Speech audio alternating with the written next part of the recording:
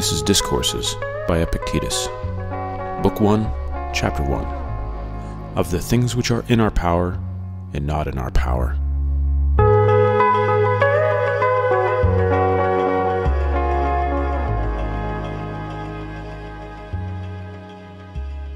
Of all the faculties, you will find not one which is capable of contemplating itself, and consequently not capable either of approving or disapproving.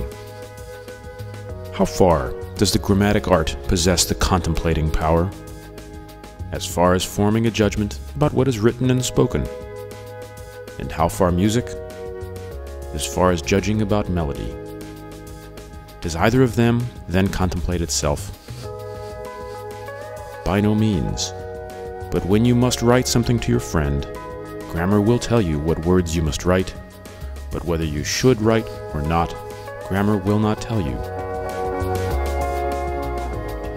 And so it is with music as to musical sounds, but whether you should sing at the present time and play on the lute, or do neither, music will not tell you.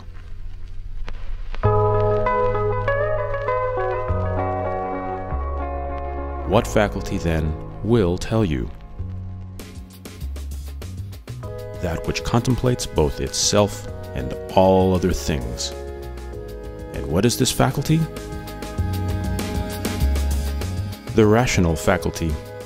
For this is the only faculty that we have received, which examines itself, what it is, and what power it has, and what is the value of this gift, and examines all other faculties.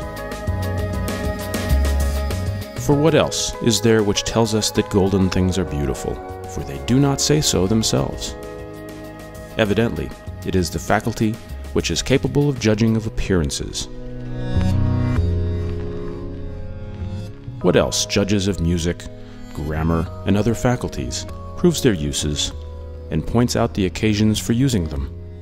Nothing else.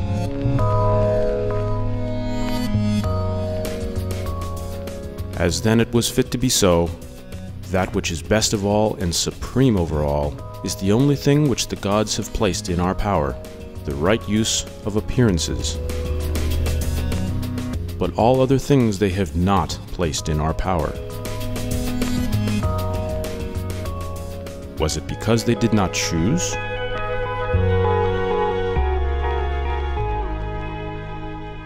I indeed think that if they had been able, they would have put these other things also in our power, but they certainly could not. For as we exist on the earth, and are bound to such a body and to such companions, how was it possible for us not to be hindered as to these things by externals? But what says Zeus? Epictetus, if it were possible, I would have made both your little body and your little property free, and not exposed to hindrance. But now be not ignorant of this. This body is not yours, but it is clay, finely tempered. And since I was not able to do for you what I have mentioned, I have given you a small portion of us, this faculty of pursuing an object and avoiding it, and the faculty of desire and aversion, and, in a word, the faculty of using the appearances of things. And if you will take care of this faculty and consider it your only possession, you will never be hindered, never meet with impediments, you will not lament, you will not blame, you will not flatter any person. Well, do these seem to you small matters? I hope not. Be content with them then, and pray to the gods.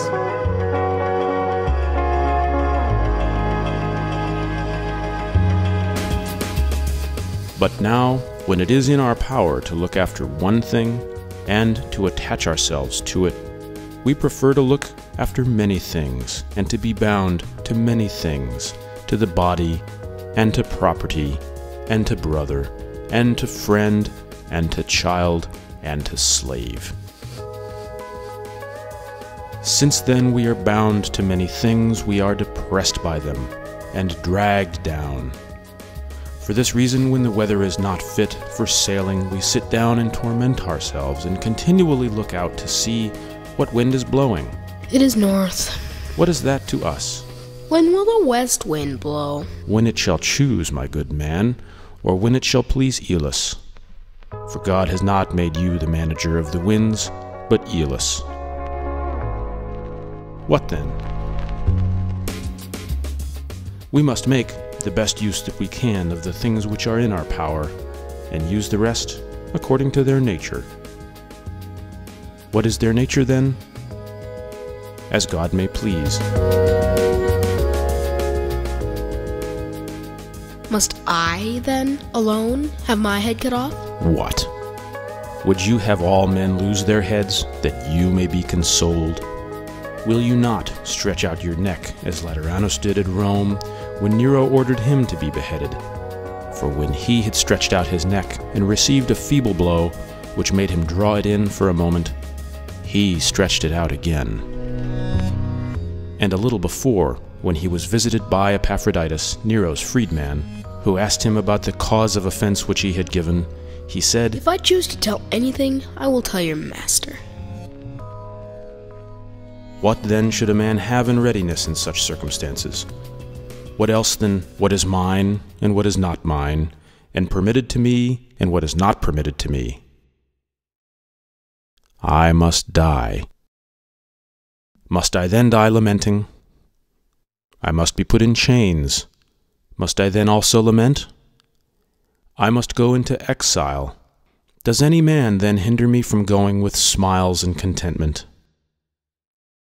Tell me the secret which you possess. I will not, for this is in my power. But I will put you in chains. Man, what are you talking about? Me in chains?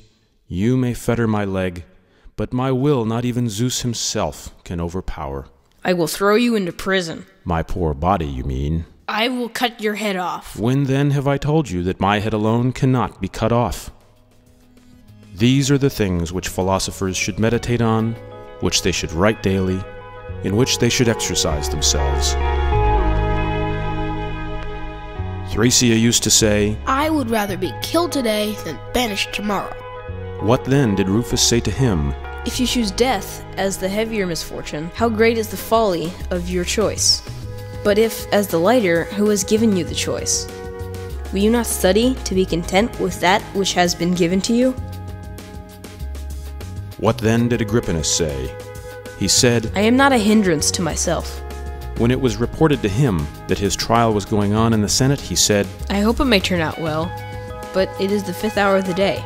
This was the time when he was used to exercise himself and then take the cold bath. Let us go and take our exercise. After he had taken his exercise, one comes and tells him, You have been condemned. To banishment? He replies, Or to death? To banishment. What about my property? It is not taken from you. Let us go to Eresia then, he said, and dine. This it is to have studied what a man ought to study, to have made desire, aversion, free from hindrance, and free from all that a man would avoid. I must die. If now, I am ready to die. If, after a short time, I now dine, because it is the dinner hour, after this, I will then die. How? Like a man who gives up what belongs to another.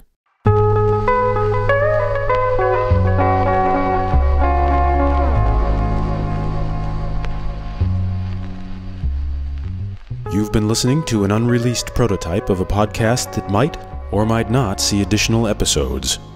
This is the part where I tell you to tune in next week and visit my website. But there isn't a website, and there might not be a next week. So, bye.